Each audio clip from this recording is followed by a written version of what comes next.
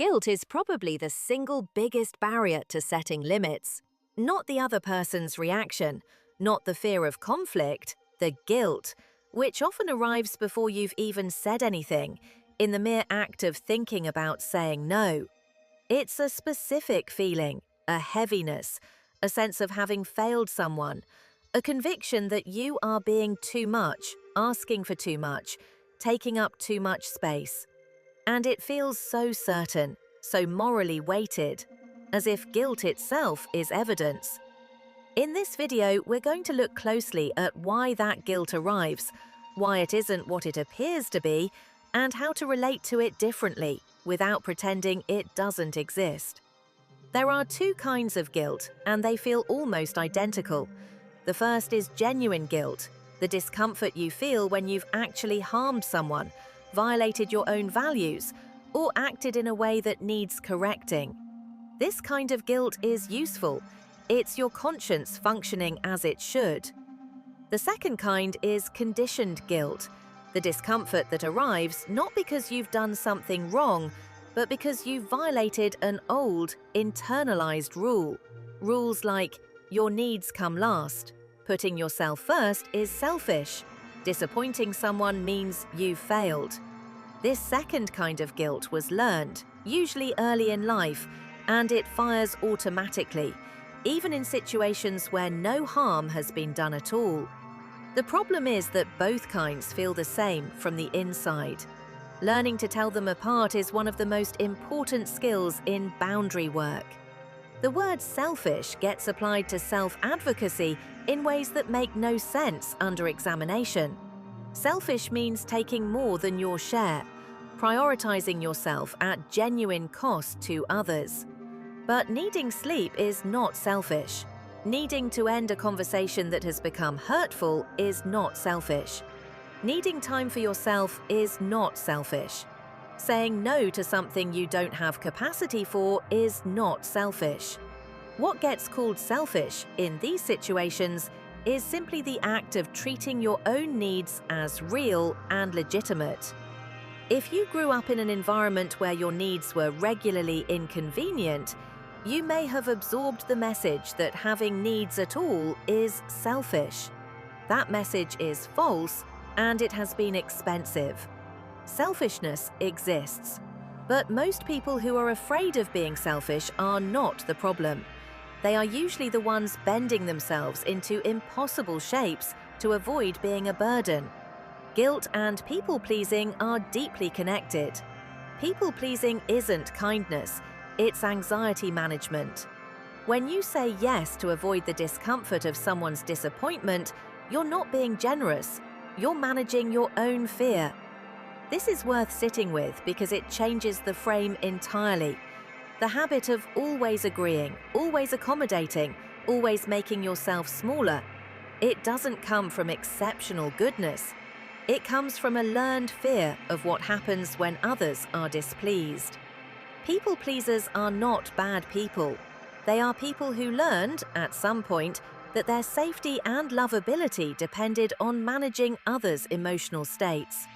The people-pleasing loop runs like this: anticipate displeasure, preemptively accommodate, feel relief, repeat. The problem is that the relief is always temporary, and the resentment builds underneath. The way out isn't to become selfish, it's to practice tolerating the discomfort of occasionally displeasing people and discovering that you survive it.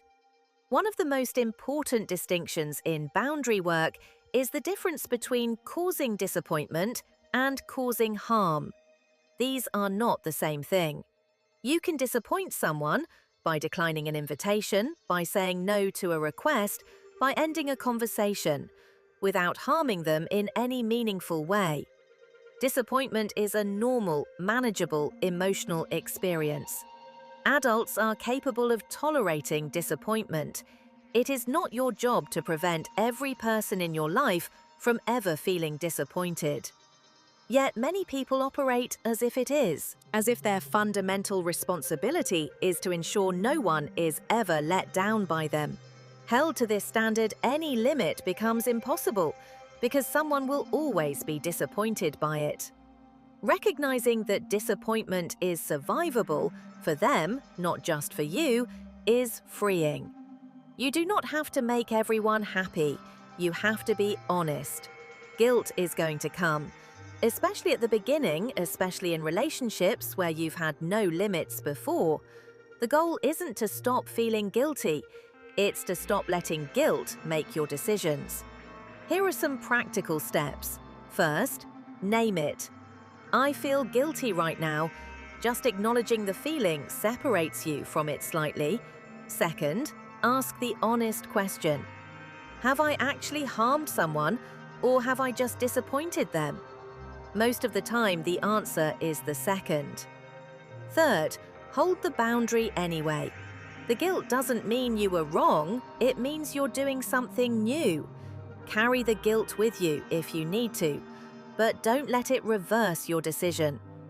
Over time, as you repeatedly discover that limits don't destroy relationships or make you a bad person, the guilt will quieten, not disappear entirely, but lose the volume it currently has. Here is what many people fear and rarely say out loud. If I start setting limits, will I lose people I love? The honest answer is, possibly some. People whose relationships with you depended on your compliance, on your always being available, always saying yes, always accommodating, may struggle when you change. Some may push back, some may withdraw. This is painful, and it is also information. A relationship that requires your depletion to function is not as loving as it appeared. The relationships that survive boundary setting, that adjust, that respect the new terms, that continue to hold warmth and reciprocity, are the ones that were real. And most people find that there are more of these than they feared. Real connection doesn't require your total self-sacrifice.